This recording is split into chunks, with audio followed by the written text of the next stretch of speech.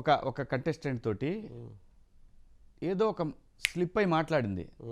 ఇంకా నేను అగ్రెసివ్ అవటం మొదలుపెట్టిన తర్వాత నాకు అప్పుడు వచ్చిన ఆలోచన ఏంటో తెలుసా,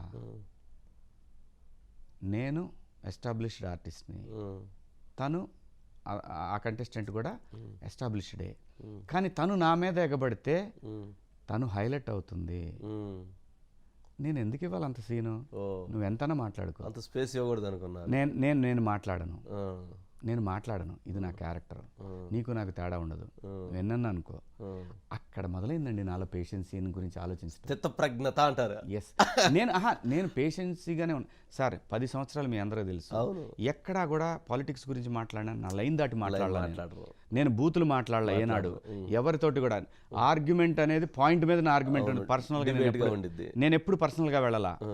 సో నా క్యారెక్టర్ ఎప్పుడు కూడా నేను మార్చుకోవాలి అక్కడ పోయినా కానీ.